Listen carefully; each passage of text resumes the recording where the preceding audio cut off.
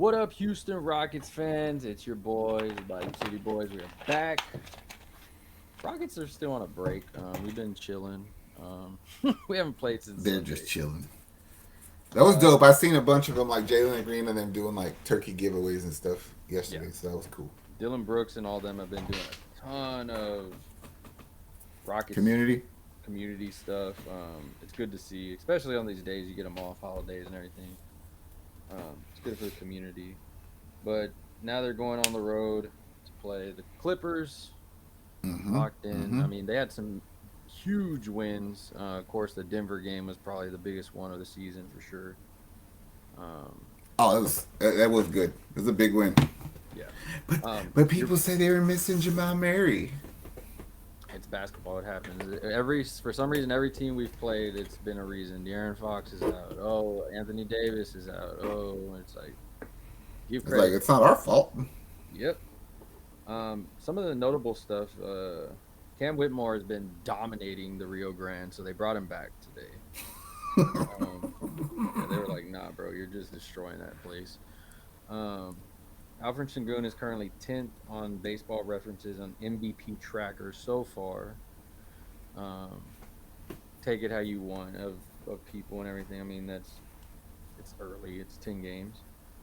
Mm-hmm. Amin Thompson has been practicing, of course, so it looks like he'll be coming back soon. But like we look at the ratings of just like simple stuff, like Jaesean Tate, for instance.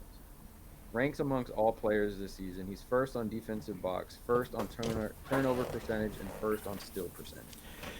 It's funny that you brought him up because like I actually heard people complaining today about him saying we should trade him because he's taking minutes away from the young guys, and I was like, I get it. He's a little bit older than some of the guys, but he's still fairly young to the NBA, and he is balling. Like he legitimately might be the best player off the bench. Bro, he is legit the perfect role player. He's shooting at 43.5% from three on 2.6 attempts and has the highest steal percentage in the NBA right now. Like I he don't fits know. the identity of what we want to be. Why would you trade him?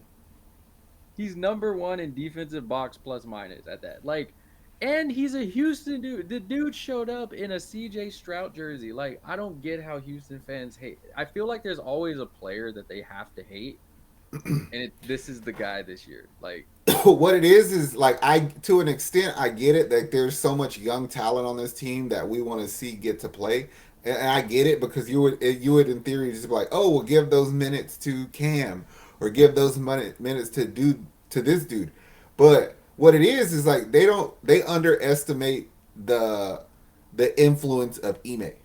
Like you just have to trust Ime is going to put the right lineup out there at that given time, and it's going to work because he's done it for the past two games.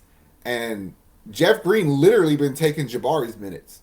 Jabari sat on the bench for the past two games in clutch time, and you haven't heard him say a word about it. He ain't bitching. So I mean, the team's buying into what Ime's doing. Just leave it alone. Quit trying to change stuff while it's starting to work. yeah. Looking at, I mean, everybody during the free agency and everything, we got shunned and everything for the Fred VanVleet signing. Oh, it's going to Mm-hmm. be the worst contract ever in the NBA. It is exactly what we needed. A leader, somebody to take the ball away from Jalen, let him do his thing, and a defensive minded player that doesn't need to step in too much to the spotlight, but can do just enough as a veteran to lead He's each and so every. smart as a basketball player. Like people don't realize it's like, yeah, he's not a lockdown defender in the sense that he could clamp somebody up, but he can put people where they need to be. Like he knows what's supposed to be going on and what our objective is and how to stop these guys. It's so underappreciated that people just don't realize it. The casual fan just don't see it. Yeah. And there's still fans that are like, "Oh, Fred VanVleet sucks," and I'm like, "What are you watching?" Like he's been efficient, he's been doing everything, and then the guy that I I love right now, Dillon the villain. Mm-hmm. He's that's his name. He's been going off of on Instagram. He's making sure that everybody knows when it's his time to go out there. He's the villain. I don't care what anybody got to say. And his numbers have been everything that you hope for in this contract because another contract that got shunned by Rafael Stone. He's going out there defense, locking down, taking on the best player on the team. Mm-hmm. He's legit been making his three pointers. He's Mm-hmm. been the defense alone. We talked about it. That defense of Dillon, Jaesean, and Tari is disgusting. And Disgusting. you can see the reason why the name Clamp City has been moving around the Wait till a city. man gets on that lineup. It's nasty, bro. Like just those like the energy he gives off to those guys. It's kind of like, all right, I can look at you and kind of figure out what I need to do, and I can rely on you because he plays his position. They're all just playing their position to the best that they need to at this point. Doc Rivers had a comment about Dylan Brooks earlier, and well, this might be yesterday on the Bill Simmons show, and he's like, Dylan Brooks isn't the leader, like a leader that you bring in the sense of like he's going to show people how to do this or that or decision make decision making. But he's like Dylan Brooks stands for competition, the spirit of competition. You know what I mean? Like he embraces the fight, the challenge every time, and that shit rubbed off on the team. You can tell, especially in people like Sengun. It's like half the stuff you're doing today you didn't do last year. So Dylan Brooks is worth every penny to me. No, yeah, he is, and it's funny because the national like media hates him. Mm-hmm. Like, I mean, there's a lot of fans that hate him, of course, and everything. But then, as Houston fans, we've, like you said, the turkey thing he just did, the turkey event he did, Thanksgiving meals, 150 to the Boys and Girls Club members. Like, they're not going to talk about it. We as fans have to be the ones that watch it, mind it, and let it be known. Like, hey, we get you are a scapegoat for your team, but one thing we do here in Houston, and the culture of it is, if we got you, bro, we Yep. got you. You got us, we got you. We supported James Harden and his terrible shooting for many years and defended it. And like just seeing like how people feel like when he stared down LeBron, it was just staring him down. It was just like, no, like I'm going at you. And we said it before, like there was moments where you could tell like LeBron was like, I'm gonna go and get you, and it was all just psychological stuff. Like it's just fun to watch it like with him and it rubbing off on For that exact reason, what you just said is we ride for ours is why I'm gonna stick up for Jalen Green through good, bad, or indifference. Because like for 2 years, I get it. He did a lot of things that were like that warranted criticism. But like if you have an issue with how Jalen Green is playing basketball today, then you're just looking for something to bitch about. That's yep. you know what I'm saying. Like this is the dude that I thought he could have been the whole time. He just hasn't. You know what I mean? So I love it. It's crazy to me that the whole basketball world is like speculating where Zach Levine's getting traded, how much he's worth. He's worth all these picks, but it's like you look at Jalen Green, who averages like 1 point less, but is better in all the other categories. It's like, so this guy ain't shit, but this guy over here is worth the world. Like it doesn't make sense. Yeah. I mean, looking at shooting guards, right? In the NBA right now, um, as of ranked shooting guards in the NBA, you have Anthony Edwards, Donovan Mitchell, Jalen Brown, DeJounte Murray, and then right now it's Jalen Green, Mm-hmm. statistically speaking, right now. I mean, you're number five right now.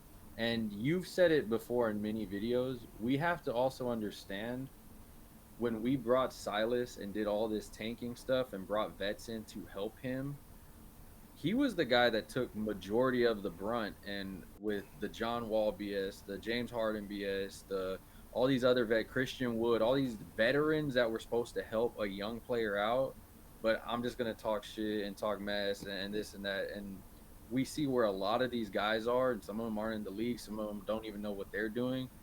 So a lot of that rubbed off on him, and they moved a lot of stuff away from him. I mean, he's had games, of course, where he's kind of that old game in Orlando from like the Yeah, it first was year. trash.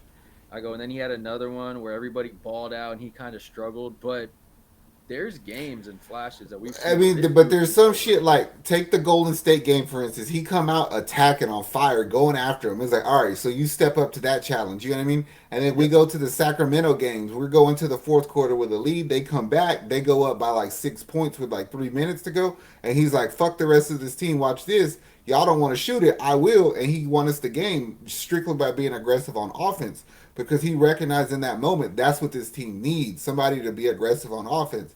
And he also did it in the Lakers game. Like he went aggressive for a second, and it helped the team. And we just got a lead that we never gave up. yep, So like he's essentially playing a little bit of the hero ball he was before, but he knows when to do it. yeah. And It makes the world of difference.